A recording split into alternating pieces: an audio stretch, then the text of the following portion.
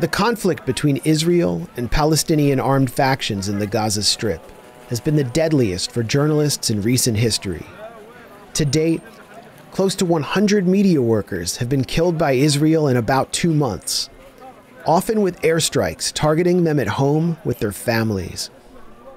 With international media blocked from entering the besieged territory, Gaza's local reporters have become the eyes and ears of the world, documenting daily atrocities and an assault that has claimed the lives of close to 18,000 civilians at present. One of those journalists, Mohammed Al-Saif, interviewed his colleagues Suleiman Haji and Mohammed Kandil for the Grayzone, asking them about their experiences while covering the war.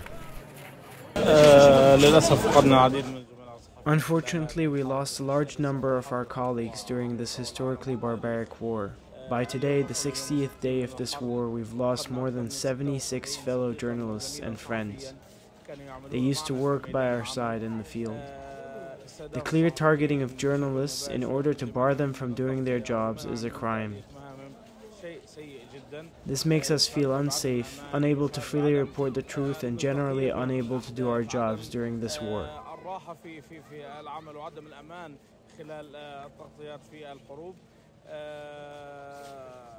Many of our fallen colleagues are well known internationally. Unfortunately, we have gotten used to the silence of the international community and international journalism organizations on the targeting of journalists. These organizations have their heads in the sand, and it's shameful. It's shameful and horrible that journalists here fear daily targeting and no one is speaking out on their behalf.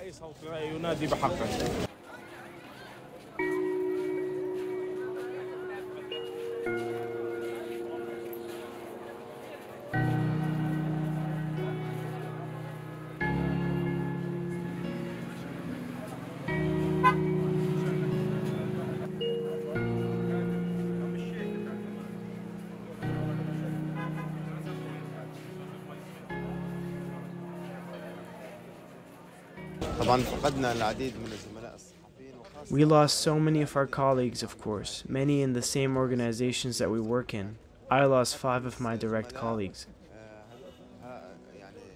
This left a severe impact on us.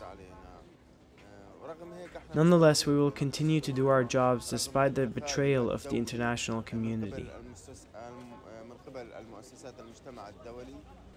Our message to the international community and international humanitarian organizations is that they're hypocrites.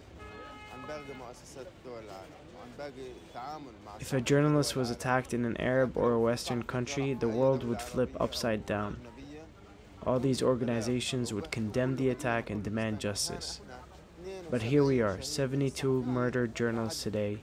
We've heard nothing from the international community. The war coverage of 2023 has been the hardest in the history of the Palestinian cause. Cell coverage is weak, transportation is hard, and in the beginning of the war, our offices in Qasfiya were bombed. So we lost most of our equipment. Despite all this, with what little we have, today we've reached day 60 of the war. Coverage has not stopped, and it will not stop. We will continue to share the truth with the world.